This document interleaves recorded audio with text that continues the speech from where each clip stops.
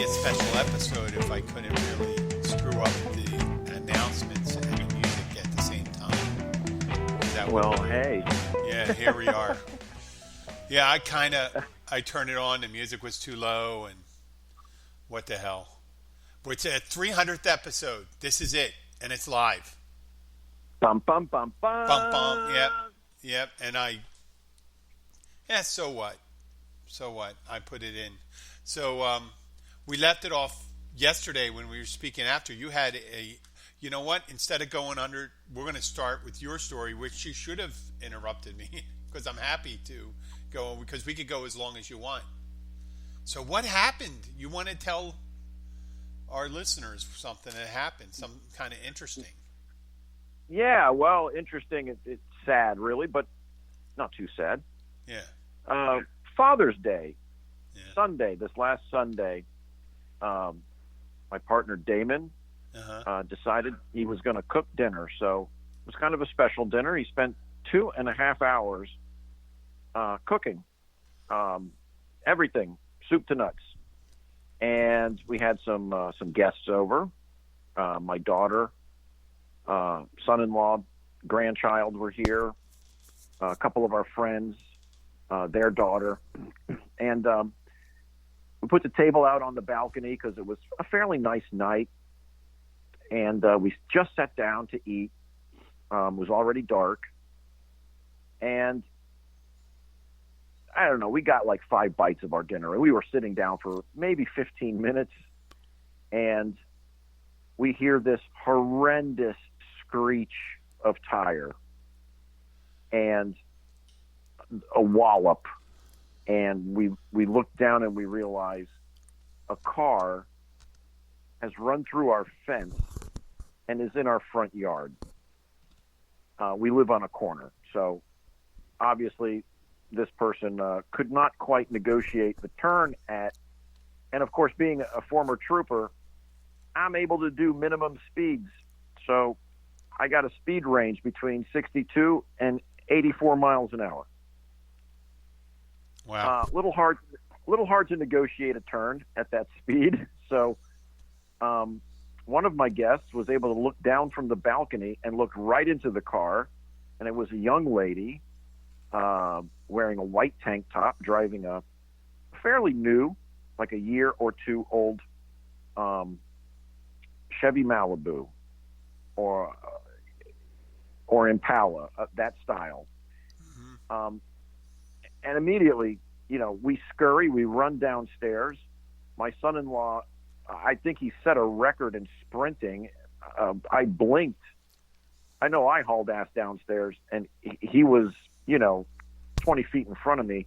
He jumps what's left of the fence because she pulled out. Mm-hmm. And when she pulled out, she left, some parts of her car behind. And by the time he gets to the street, she's at the end of the street, 2.5 blocks away, where the road bends, and then he can't really see which way she turns when she goes to US 1. So we're left with a $2,000 repair job to the fence, and dinner was ruined. What color was this car? Silver. Silver? A silver Chevy, late model, 2019, 2020 Impala, right? Yeah, that style. So she should have damage to the front end, damage to the passenger side quarter panel. She should have damage to her windshield and scrapes on her roof. Yeah. But she left. The cops came, of course. They did their report. They were on it immediately. I love these Monroe County guys. As soon as Damon called, by the time my buddy started his car, picked me up in the street, drove to the corner, Monroe County was there. And of all things, they pulled over a silver Chevy Impala. The only problem was it was a little older and it was the wrong car. But the only reason why they pulled it over is they'd already got the message over the radio. So it went out immediately. Yeah. And here's the interesting thing. Where she was coming from is a dead-end street. Oh. and the cops went down there, and of course we know a few people down there, and everyone. The consensus is it came from one particular house. Yeah. The cops went there and said, "Hey, can you tell me about this, silver Impala and the young lady driving it?" And they said, "We don't know what you're talking about." So, how unfortunate that instead of just saying, "Yeah, listen, it's not us, it's a friend of ours. This is who it is. All I want is someone to pay for my fence." Uh-huh. Unfortunately, since she left, now what I want is for her to pay for the fence and for her to go to jail. Yeah. Whereas if she stopped, we'd have said, "Hey, everyone makes a fuck up every now and then, but you're going to have to pay for our fence. That's all. Just pay for our fence. Where's your insurance card, and we'll take care of it." Yeah. Well, that's the fucking keys for you, right? I'm Yeah. sure But that it was, happens a lot of different places and stuff like that. Yes, But, yeah. I worked many of those wrecks when I was a trooper. Just silly, stupid things. Obviously, the odds are she was probably drinking. Maybe she had a fight with someone, and she left. But yeah. it kind of ruined Father's Day. But Was there a so lot that's of people? happened. Were there a lot of people at the house that they were investigating? You mean as far as law enforcement? No, at the house that you went. They went and checked where they thought it Oh originated yeah, from. no, they had lots of people there. Oh, okay. They were having like a party, but but they proclaimed ignorance, Okay. and that's a shame, So it's I guess that's the state of the world we live in. Okay. You just hit and run. Well, Sucks. Well, it must have been. Was it considerable? Okay. Yeah. There's the horror, the worst horror stories in that where the people run into something and they remember why bring people? This is the 300th episode. With a lady that hits a homeless guy or something on the street and he's stuck in the windshield. Yeah. Yeah. That No, guy. Oh. The crazy thing is, as many people that walk and ride their bikes in this neighborhood, I'm surprised. Yeah. There just weren't anyone there at the time. My daughter and grandson had been in the same spot 20 minutes before. She took him downstairs to get something out of the car for him and came back upstairs. Oh. Well, thank God no one was hurt. So yeah, no, we're very thankful. Well, that is notable occurrence. I'm glad I didn't have anything notable like that. So I hope you're able to recover some of the damages there. But at least no one was hurt. Okay, well, it's our 300th episode. I have to say, I promise that I do this, that you have your say, and I think that's horrible how people shirk their responsibilities. But I can understand, I hate to say, I don't condone it. I can understand that the person was probably drinking and they took off. And, now if they show up, it's leaving the scene of an accident. It's much more serious, right? Yeah, absolutely. You heard about that lady that ran into the back of us in our car and she took off, and then Monroe, she came back and she said, well, she finally returned. I said, well, she didn't return. She was going to leave. She was heading north after a couple minutes, So yeah, you don't know how people think. They were in the wrong. They definitely were in the wrong. So it's bringing back. It's PTSD. It's bringing back memories for me, Joe. So it's our 300th episode. We started April something, mid-April, early April 2017. It is now on the cusp of June, or we're at on the last week of June of 2020, and a 300th episode. And going at the pace that we were going back then, maybe 2 shows a week, we would have, what would that be like? It should have been 2 shows a week. It would have been about right, wouldn't it? Yeah. God. We should have been. We should have been here a lot longer because we did about four. I guess there was a couple weeks. Couple times we just did one show a week. You know, there's one of the Yeah. people on the Florida Keys media site that has 1,500. No, they're not on the media site. They're producing one of their shows. They have 1,500 episodes. So we linger. We linger where other people. There may not be the quality, may not be there. The writing may not be there. The God, what else? Content might not be there, but we do have the episodes. We do have the episodes. We're not. It's one of those things. We've stayed on the air. Luckily, it's not. We probably would have been canceled long ago if it was up to all the sound problems I've had in the past. Yeah, man, it. those are just bugs. Those are just bugs you got to work through. Yep. I mean, there's always this slight echo that we have, and I haven't been able to figure that out. But that's just, if you're not going to be working in a studio, that's one of the things you're going to do. We have the mics. Sometimes with the mics, the dynamic mics are the ones that work the best. You'd have to be in like a sound control room. But from the beginning, Joe, the first time it'd be like really weak signal, and then I pick up all the sounds around. You'd have all this ambient noise. I tried it with a powered mic originally. What I didn't know about podcasting could fill volumes. And what I would do is I would just set a powered mic up and have my co-host and I talk, and I picked some subject. And I guess I had a big hard-on for blue cheese olives. Right?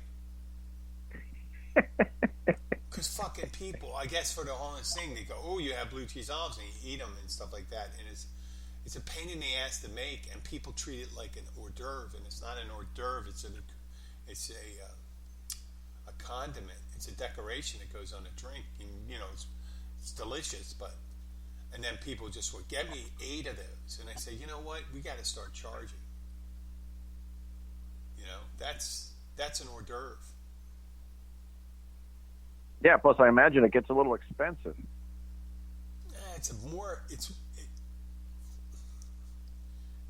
Not as much. It's time. It's time. You make like 40 of them. You don't want to make too many of them because they get moldy. I know blue cheese is moldy cheese, but that mold gets moldy.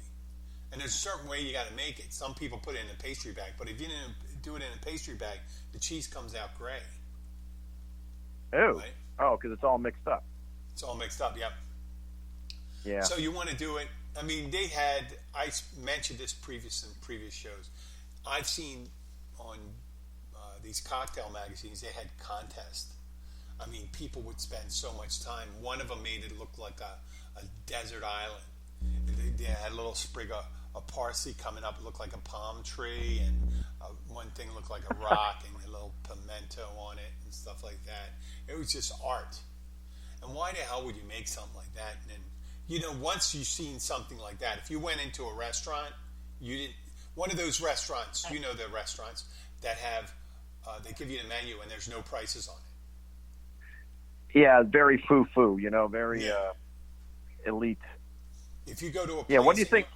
What do you think a drink like that's going to cost in a restaurant like that? That's what I was saying. If you saw something, an olive, and you said, wow, this is a work of art, and there's no prices there and stuff like that, I'm thinking $25. Yeah, I was going to say that's got to be a $30 drink, and quite frankly, can you really?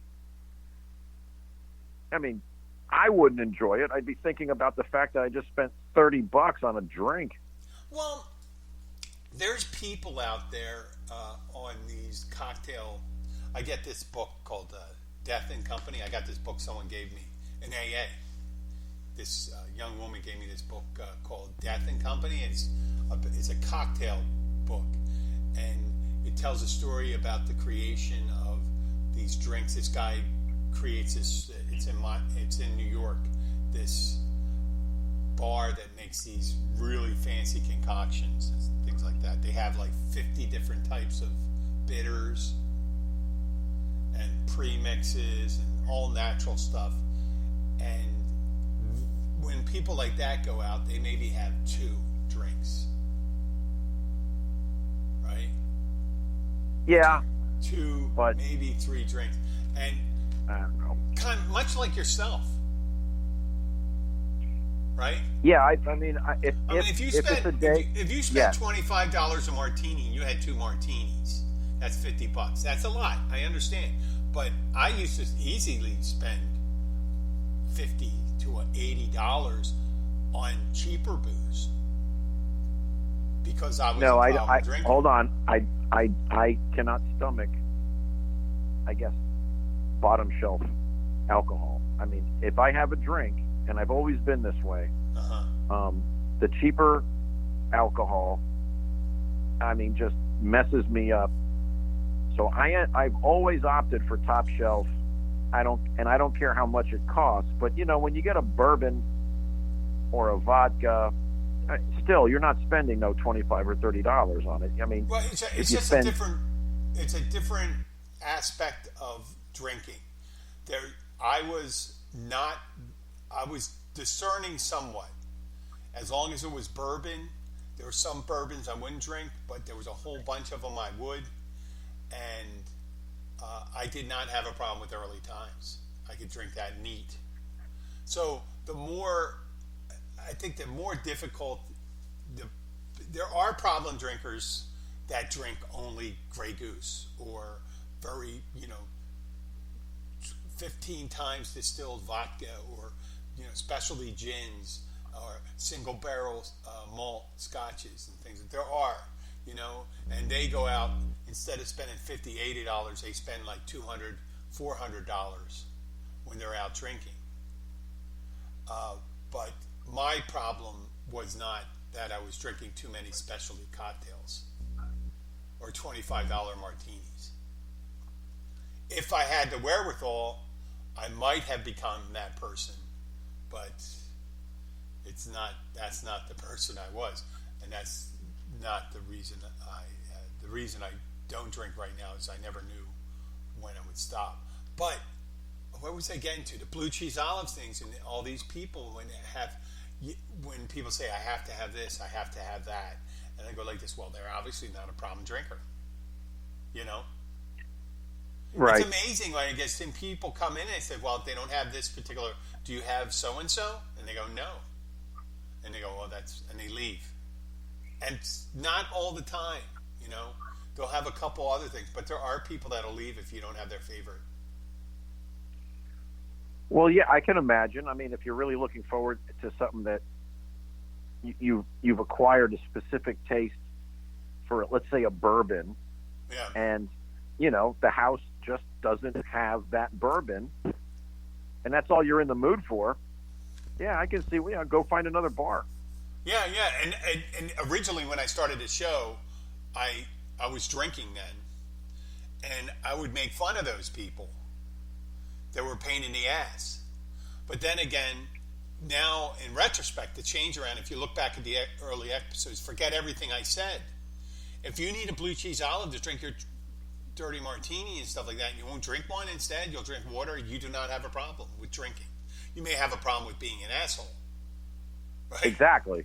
You may have a problem with being an asshole, but drinking is not your problem. And kudos for that for you. There's a feather in your cap or up your ass, whatever you want to do. A hair, Probably up their ass, but at least they're not going to... up the ass, maybe. But, yes, but... Yeah. So, and then so we got over the drinking, the persnickety drinkers. And then I used to pick on the people that would come in, and what other things would we have that had particular drinks, like how many different cocktails they'd need. It's like pick something for me, make me something special. And I'd pick on these people, and I said, just because they're indecisive and they don't know what to order, do you have a cocktail menu? I'm like, oh, geez, that's definitely not a person that wants to look at your specialty drinks. And if they're in their 20s and 30s, either they're just got introduced to alcohol or they never developed the problem. Yeah, I Right? guess they're still exploring. There's the Yeah, the neatness I of it. mean, there's probably a subset of people. There was a bit on the Kids in the Hall, is a Canadian comedy show from the 90s. Um, girly drunks, people that would just get drunk on tiki drinks and shit like that. But it's a rarity. If you need to look at the cocktail menu to make to know your drink, you're either 21, just turned 21, and your parents just took you out for a drink. You just left you're an Amish person and you're on Rumspringa. You know what Rumspringa is, right? No, tell A me. Rumspringa is when you're in between, when you're not a full adult in the Amish community, and you're allowed to go out and sample the ways of the world. Oh, can you have sex? Yeah, you can have sex. You're not supposed to get pregnant and stuff like that. But I think you can have sex. You can do all sorts of things when you're on Rumspringa.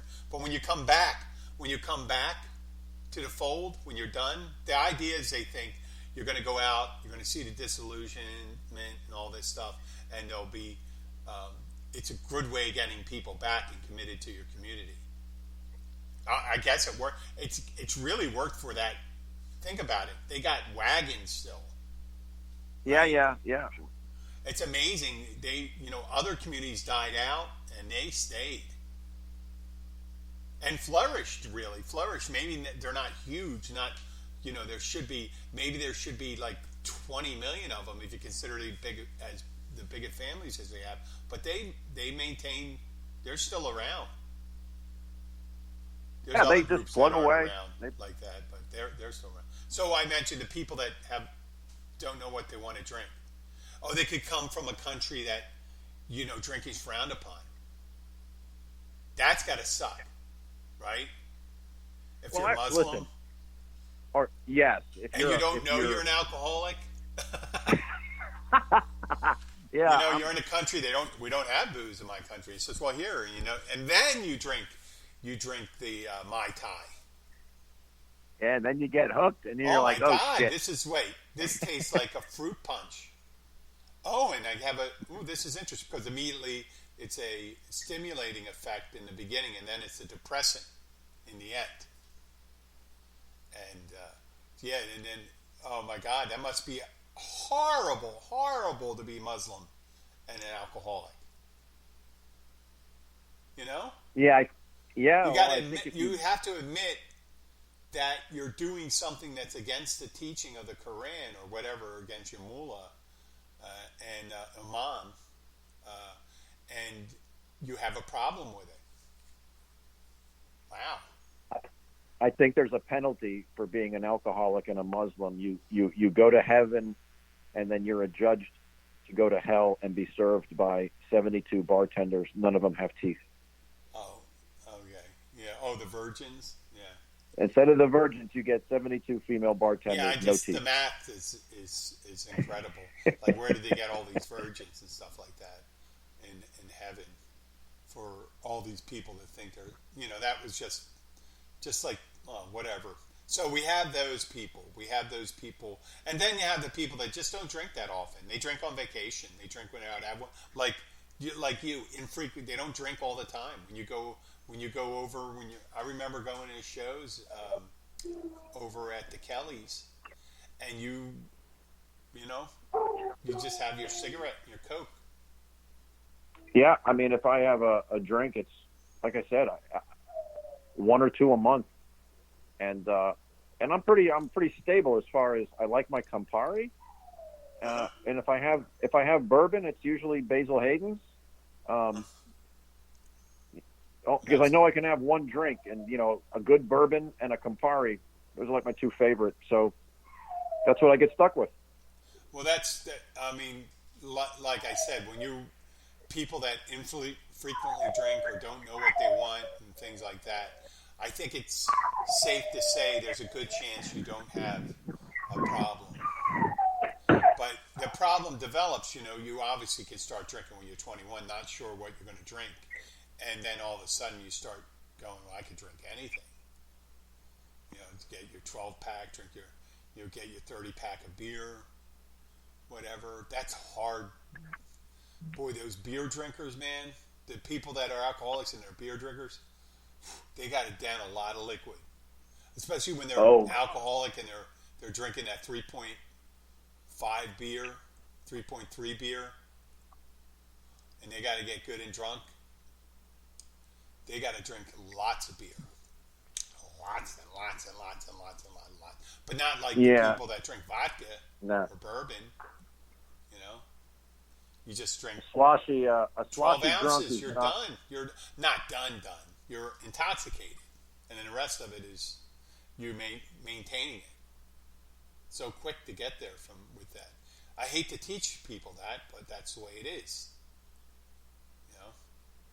And you probably know this. You're aware of it if you're like looking at your fridge and you got a 6-pack in there and you think, well, that's not enough, and it's just you. I hesitate to say you might have a problem. It's only a problem when it becomes you, and I won't talk about that anymore. But that's changed in the 300 episodes. To me, viewing people that have a difficulty choosing their drink. I think we've agreed that it's the newness of it. Yeah. And there's people that always drink and they drink all the time and they drink their vodka in club and stuff like that or whatever they drink, and then they go, well, I really don't like that vodka. I'm like, really? You have a problem? You drink 20 of them. You don't have a problem with it. I'm not making light of their problem or difficulty. I'm just saying they really don't. And when they start thinking they need a better vodka, they're thinking they want a better life. That's what they're telling themselves. Yeah. That's what I learned in these 300 episodes. And then a couple times I bitch. In the 300 episodes, I bitch about some of the people coming in, some of the interesting people. I'm always going to do that. That won't change. Well, of course it won't change. The bar. You're supposed to have interesting people, characters. Some local, some just one-timers. Yeah, we got a new character that came into her. I don't want to say her name. Jesus. I mean, that character, she came in. She has a flamingo umbrella. Right? Oh, my God. A pink flamingo umbrella. And she comes in. And she must be lonely. And I feel kind of bad for her and stuff like that. Because she's not super nutty. She's not super nutty. She's just she's a little talkative, and she'll walk over and talk to strangers, people that are sitting by themselves. She'll go and look at signs on the walls, even though she's seen them before, in order to talk to someone, and she'll get to start talking about them. And then people realize, oh, this person's very familiar with me. And they're telling me a lot of information about themselves. I guess I kind of do that. People who are either attempting to be social or who are very social, outgoing, they can start someone who's talented at it, or it comes natural. You start a conversation, and before you know it, you've exchanged information, and they know enough about you to feel comfortable, so that when the next time they see you again, they'll ask you, hey, how about your son? You told me, how's he doing? Or your daughter? Or, there's a familiarity that develops rather quickly. And I think in a bar setting, there's a certain level of a comfortability that goes with that. And it's a draw. And people feel wanted and accepted, kind of a second home kind of thing. I think it's a good thing. Oh, yeah, it is. But there's overly familiar and things. I realize I tell a lot. People overly agreeable and things like that. I've been called that. And as I've gotten older, Jesus, it's amazing. It could be, I think in the last 6 months, I've done it more than I did before, but I mean, I usually tell the truth about how I feel when someone says something and they draw it out of me and stuff like that. There was that other day I told you about the couple, and they were sitting there, and then the couple's having this couple's having an argument. They're from the left and the right. They're conspiracy theorists about the way politics are, and they come from the left and the right. And this other couple's laughing, and I thought they were laughing because he thought they were both kind of ridiculous, and I thought they agreed with me. And then I went on my little tirade, not with the crazy couple there that was having the argument from the left and the right, but with the people who were laughing.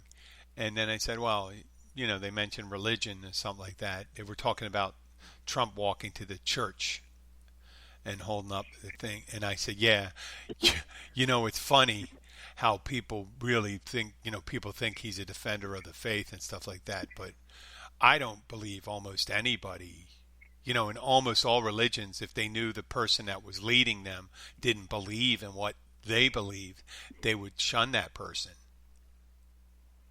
Right? Right. When you had a priest or whoever's the head of your religion, the Pope or anything, head rabbi, and you said, well, they don't believe in any of this. They're just reaping our loyalty and our fealty from them because they're paying lip service to it, but they know nothing of what we believe. And they could care less. They're just using it as their power base. And I said this to these people, and I said, and the people have no idea. They think he's holding it up and that he loves it. And look how he hugs the flag. He doesn't love the flag. He'd never done anything to display his patriotism for this country. Not the way he treats with our enemies. No, in fact, hugging the flag, hugging the flag. He's doing it for effect. He's doing it for effect. The guy's never raised the flag. The only time he's probably touched the flag since he became a president and doing that, and it's all play acting. It's play acting like he's a good parent, play acting like he's a good husband, play acting. His true feelings are way behind that. He doesn't have any democratic he doesn't believe in democracy or anything like that. And I told these people that, and I thought they were laughing so hard at some of the things I was saying. But when I went on my little tirade, the couple was quiet and disheartened because I guess they thought I thought like them. I guess they thought, well, he's a white guy in his late 50s and he's wearing an American flag buff. Well, believe it or not, there's those of us, and you're one of them, who are respectful of the flag, who we treat it, we take it down at night, we fold it, we don't let it touch the ground. We just don't make a religion out of it. Yeah, listen. Where to begin? First of all, I refuse to defend my patriotism as a Democrat to anyone, period. Mm-hmm. End of story. And anyone who thinks that buys into this, you're a Democrat, so you're not a real American, they'll have to pull that flag out of their ass. When take incoming rounds, go fight in the street for your life, put bad people in jail, keep your children safe, deliver the bad news that your loved ones ain't coming home again. And oh yeah, by the way, I'm a liberal Democrat. I'm a fiscally conservative liberal Democrat, and I'm gay. But I've been in the trenches, and I'll defend that flag probably quicker than some of those others, because I have a personal view that, the more you talk about it, if you've never done it, you're probably a coward. Yep. And you're just putting it up like Trump puts it up. You're hiding behind it. That. You're hiding behind it. So just bring it down a notch, man. Just come back onto the same playing field. Let's just talk. We're all Americans, and stop the nonsense. But I can't stand people who've gone so divisive that just because you're not a Republican and not a Trump supporter, somehow you must not stand for the flag. And that's that you may as well believe in the flat Earth theory. It's amazing how unpatriotic the opposition has gotten. You know what I mean? Well, it's an It's amazing. opposition of They hypocrisy. for some reason they think they're. But the nice thing about, and I'll say in these 300 episodes, I think I've been pretty consistent with with who I am and what I represent. And that's a nice thing I believe, in, in this 300 episodes, and we've had different hosts on there, and they all were pretty consistent about that. Some have more ill-defined reasoning behind it. Uh, Bill and Luke were more. Bill was more of a libertarian, but he certainly was no supporter of uh, this president, and Luke wasn't. And so almost everyone to a person was pretty much reasonable when it came to those things. And I've been on the wrong side of some issues, but I don't think I've been on the wrong side of the way a woman should be treated, a way our country should behave, and uh, general civility in public, how to treat people properly. I think we've been pretty on mark there. We've been consistent about it. There's when people come in, and obviously you're not going to teach somebody who's spent their whole life being rude and obnoxious. You're not going to teach them another way. But I always had this feeling that some people, there's a school of thought meaning you can't teach other people what they aren't. And if they're rude, obnoxious, and um, general bullies, that you just let them be and turn the other cheek. But I'm not a turn the other cheek person. I just don't want to make it easy for them. If that fuels it for them, if they get upset, that's just what it is. But you can't just walk. You can't walk through life unobstructed if you have these horrible views. You know. No, society actually demands that those people, on some level, get confronted. Otherwise, whether they go through life bullying people into complacency or silence, Yep. No, we saw what happened like that in other countries. You bully people into complacency and silence, and horrors, absolute horrors, happen. So that's not the fabric of this country. This country, you get challenged when your views are immoral, when your views are erratic, unpatriotic, and we need to. I don't care what your leanings politically are. That's the beauty of this country. Mm-hmm. You can't let people get away with bullying you in conversation while they're extolling some ridiculously bigoted, neo-fascist type views. Fuck that. Well, I mean, as we ridiculous. roll around to November 2020, we're going to see a lot more of that. So the 300, I can guarantee this to the listener, and this before we wrap up, that we will not. Not that we're not going to sit idly by, and people say there's entertainment. Well, what if you're in the world today, and if you're in the United States, are you just going to ignore what's going on? Or are you going to speak up? Right?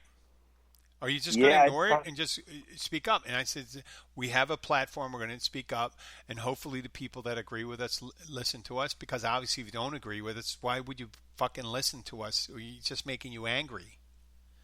You go and be angry on your own. That's all right. You don't want an inclusive society. It's not going to be white anymore. It's not going to be exclusively white. It's not going to be exclusively straight. It's not going to be exclusively Christian. This fantasy of an all Christian white nation is over. Okay, it's a heterogeneous society. The United States. Yeah. and We're we're a better for it. patchwork. We're a patchwork, and the more you get into understanding that outlook, the easier it will be for you. The people say, "Well, I'm not going to comply," like it's a face mask. I'm not going to comply. You're showing your resistance. Well, you're in the minority, and it's the same thing happened in the Civil War and stuff like that during World War II. Uh, there's there, you think you might have get the upper hand, but you don't know what to do with it when you have it. There's not enough hateful people in the United States to turn us into a Nazi Germany. We're just not that heterogeneous a society anymore. It just won't happen. You know, Not it's that a damage pipe can't it's be a pipe done. dream. It's not going to happen. No, but that's not to say that damage can't be done. No, damage can be done. Damage can be done, but it's not going to happen. You're not going to have a racially pure America. It's not the thing. It's not going to happen. So why not embrace the likelihood of a heterogeneous one where people get along instead of a separated one where people don't get along? What is so bad about getting along? Oh, well, then you challenge generations long uh, views, bigoted views, prejudiced views, Get rid of the hate. and the hate. So, when you have a guy like Trump who lights the fuse and blows You know the what? lid off. If he's not smart enough to be open and inclusive because it takes an expanding kind of mind, expansive personality mind to be able to bring people in and say it and mean it They say it. and mean it. And it takes bravery to say, listen, if you're hateful and you don't do this, if you don't believe that the American dream is accessible to everybody, then you're not welcome in my party. If you think just because someone came over here when they were 2, 3 years old and they only speak English and they don't know anything else and they don't know anything about whatever country they came from, but they're American. They speak English. A lot of them don't speak another language. They don't know the other cultures. They never haven't been to that country since they were a baby. I'm talking about DACA, the Yeah, DACA of course. people. So just get over it. Include them in because in the end they're going to stay included. Don't create hard feelings. You're creating partisans. Creating partisans. You're not going to be able to send people away. Our country was made from different groups of people. But division is the intended outcome because it's a drug. It's like an adrenaline dump. It shores up power, but it's destined to doom. It's pretty much like the Force, and the Force, in every movie and stuff like almost every movie and stuff like that. When it's written by someone, eventually the bad side loses. The bad side loses. You got to know what bad is. Bad's evil. It's mean. It tears asunder. It's just. You can't be mean to half the people or 87% of the people, whatever the white people make on the planet. You can't be a miserable prick to everyone and include yourself in the good. The people that are good are inclusive. If you think of all of them, you think, some of them, you can think in the past, but if you think of Jesus, Buddha, Gandhi, Martin Luther King, John F. Kennedy, good. They're seen. Okay, Kennedy had some. They had some skeletons in the closet, but they're seen as better because they're more. They bring people together, not bringing them apart. So I'm going to endeavor for the next 100 episodes to kind of do that. And I think, what are we now? We're at 300, and it's June 25th. If we do 4 episodes a week, even when let's see, 4 episodes a week. There's 4 weeks in 28, January, August, 8. What we got? 4, 16. I don't know how many do we do? 16 to about 7th by the January or February, the end of February, we're doing our 400th episode. Okay. By then, I hope that for that 400th episode, we'll have seen a change. We can only hope. Yeah. Well, we can only hope. For Joe, I want to thank you for being on for the 300th episode. And my pleasure. I'd like to thank the listeners. And if you do listen to the show, please follow us on Facebook or Twitter or Tumblr or Instagram. Yes, I'm on Tumblr. I know that's more of a blog site, but I guess I should be blogging more. Who knows? Or less concerning. But if you're listening to it regularly, you probably don't have a problem with me doing my rants. And if you do like the show, become a regular subscriber. Share it with like-minded friends, or people you want to really piss off. Send it to someone you really want to piss off. There you go. There's a guy you might want to listen to. He mentioned you personally, and he called you an asshole. Oh, okay. So, well, that's all I have to say. You have anything to say? You want to say goodbye, Joe? Yes. Share this with your homophobic friends. Feel free. And yep. It's been a pleasure. And wish everyone a good day and a good week. Hey, thanks, Joe. Okay, signing off in 3, 2, 1. We could talk over the music. Let's try it. The music playing right now. Here, I'll turn it down a little. It's probably real loud. Nope, I got it on 64. So. Yeah, I told, when they came up with this music, I'll talk over this. I asked for something like kind of pseudo-surfy, pseudo-bluesy, Yeah. Yeah. No, I think the music works well. Yeah. I like the little intro music and exit music. If anything, I swear to God, I will definitely I'm going to say this on the thing I do. This is Bill Wissinger who came up with the music for the show. So it's kind of is he a local? But it's going to be hard to do some music. I'll get to see if Lee can rework it, and Lee Sharp can rework it and do something with that. Okay, well, let's sign off. Rework it and give words. Down to 14 seconds. I'll talk to you later, Joe. Okay, take care.